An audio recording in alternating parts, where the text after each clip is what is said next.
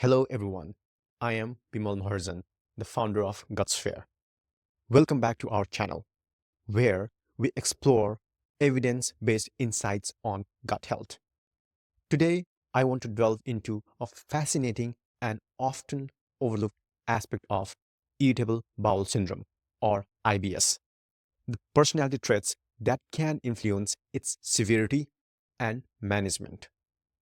You might be wondering, how do personality traits relate to IBS? Well, research has shown that certain personality characteristics can either exacerbate IBS symptoms or help in managing them more effectively. In this video, we'll start by discussing the worst personality traits that can negatively impact IBS. Then we'll move on to the best traits that can be protective or beneficial. For each trait, I'll explain why it's significant and offer practical tips on how you can address or cultivate these aspects within yourself. Before we get started, I do want to make a quick disclaimer. The information provided in this series is for educational purposes only and is not intended to replace professional medical advice. Always consult with your healthcare provider before making any changes to your diet, lifestyle, or treatment plan for IBS or any other condition. Now, with that said, let's get started. Worst personality traits linked to IBS. 1. High level of neuroticism. First on the list is neuroticism, which refers to tendency toward anxiety, fear, moodiness, worry, envy, frustration, jealousy, and loneliness. Studies have consistently found that higher levels of neuroticism are associated with increased prevalence and severity of IBS symptoms, particularly in diarrhea-predominant IBS. And why is this detrimental? Neuroticism can heighten stress responses, leading to increased gut sensitivity and motility issues. This amplified stress can exacerbate IBS symptoms, creating a vicious cycle of discomfort and anxiety. So, tips to address: if you identify with this trait, consider stress management techniques like mindfulness meditation, cognitive behavioral therapy, and or counseling. These approaches can help you develop healthier coping mechanisms and reduce the impact of stress on your gut. And 2, alexithymia.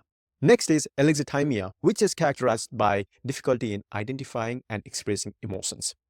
People with this trait often struggle to understand their own emotional states. And why is this detrimental? When emotions aren't properly recognized or expressed, they can manifest physically, often exacerbating IBS symptoms. The inability to process emotions can lead to increased stress and tension in the body. And tips to address: emotional awareness can be improved through therapies that can focus on identifying and expressing feelings, such as psychotherapy or journaling. Working with a mental health professional can provide tools to better understand and articulate your emotions. 3. Low self-directedness. Low self-directedness refers to a lack of goal orientation and self-determination. Individuals with this trait may feel unable to manage their behaviors to achieve personal goals. And why is this detrimental? Low self-directedness can make it challenging to adhere to treatment plans or lifestyle changes necessary for managing IBS. This may lead to inconsistent practices that fail to alleviate symptoms. And tips to address: setting small, achievable goals can build a sense of accomplishment and control. Techniques from CBD can also help in developing greater self-direction by identifying and changing unhelpful thought patterns. 4. Low cooperativeness. People with low cooperativeness may struggle with social interactions and have difficulty working harmoniously with others. And why is this detrimental? IBS management often benefits from support systems, including healthcare providers, family, and friends. Difficulty in cooperating can hinder seeking help or following medical advice. And tips to address: building interpersonal skills through group activities or therapy can enhance cooperativeness. Engaging in support groups for IBS can also provide a sense of community and shared understanding. 5. Catastrophizing. Lastly, catastrophizing involves anticipating the worst possible outcomes and feeling helpless about situations. And why is this detrimental? Catastrophizing can intensify the perception of pain and discomfort, making IBS symptoms feel more severe than they are. It can also increase anxiety, which further aggravates the gut. And the tips to address: mindfulness practices and CBD are effective in reducing catastrophizing thoughts. These techniques help reframe negative thought patterns and promote a more balanced perspective. Best personality traits for IBS: potentially protective. Number 1, low neuroticism. On the flip side, having low levels of neuroticism can be beneficial. Individuals who are emotionally stable tend to handle stress better and are less likely to experience intense negative emotions. Why is this beneficial? Emotional stability can lead to fewer stress-induced IBS flare-ups. It helps in maintaining a calmer nervous system, which positively affects gut function. And tips to cultivate: obviously, mindfulness and stress reduction techniques can help lower neurotic tendencies. Engaging in activities that promote relaxation, such as yoga or Tai Chi, can also be beneficial. Number 2, high conscientiousness. High conscientiousness is characterized by being organized, responsible, and dependable. Some studies have found higher conscientiousness is in IBS patients, particularly those with constipation predominant IBS. Why is this beneficial? Conscientiousness individuals are more likely to adhere to treatment plans, follow dietary recommendations, and engage in regular health-promoting activities.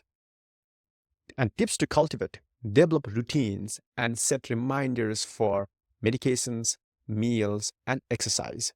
Using planners or apps can assist in staying organized and committed to your IBS management plan. 3. Psychological hardiness. Psychological hardiness involves a sense of control over life events, commitment, and viewing challenges as opportunities rather than obstacles. Why is this beneficial? Hardiness is negatively correlated with emotional dysregulation in IBS patients, meaning it can buffer against stress and reduce symptom severity. Tips to cultivate: embrace challenges by setting personal goals and viewing setbacks as learning experiences. Techniques like resilience training and positive psychology exercises can enhance hardiness. 4. High self-efficacy. Self-efficacy is the belief in one's ability to succeed in specific situations. High self-efficacy is associated with better coping strategies and less severe IBS symptoms. Why is this beneficial? Believing in your capacity to manage IBS empowers you to take proactive steps, adhere to treatments, and make lifestyle adjustments. And tips to cultivate: celebrate small victories in your IBS management. Setting and achieving manageable goals boost confidence. Professional guidance can also help in building self-efficacy. 5. Resilience is the ability to bounce back from adversity. It's linked to lower symptom severity in IBS patients. And why is this beneficial? Resilient individuals are better equipped to handle stress and recover from IBS flares more quickly. And tips to cultivate: practice stress reduction techniques and maintain a strong support network. Resilience can also be strengthened through therapies that focus on coping strategies. 6. Extraversion. Lastly, extraversion involves being outgoing, energetic, and sociable. Some research indicates that higher extraversion may be associated with less severe IBS symptoms compared to introversion. And why is this beneficial? Extroverted individuals may have stronger social support networks and engage more in activities that reduce stress. Tips to cultivate: even if you are naturally introverted, fostering social connections can be helpful. Join support groups or engage in community activities that interest you. So, conclusion: understanding the connection between personality traits and IBS offers valuable insight into how we can manage this condition more effectively. While we can't change our inherent personalities overnight, being aware of these traits allows us to work on areas that may be contributing to our symptoms.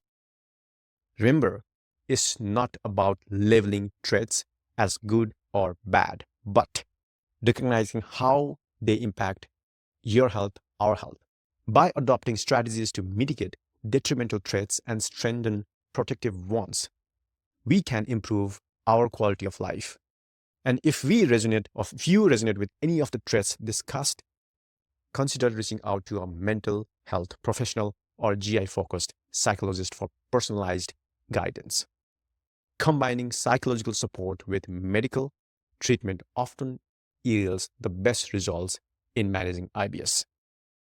Thank you for joining me on this deep dive into the psychological aspects of IBS. If you found this video helpful, please give it a thumbs up and share with others who might benefit. Don't forget to subscribe to Gutsphere for more evidence-based insights on gut health and wellness. Again, I'm Bimal Maharjan, and it's been a pleasure sharing this information with you. Here's to a healthier, happier gut and mind. See you in the next video.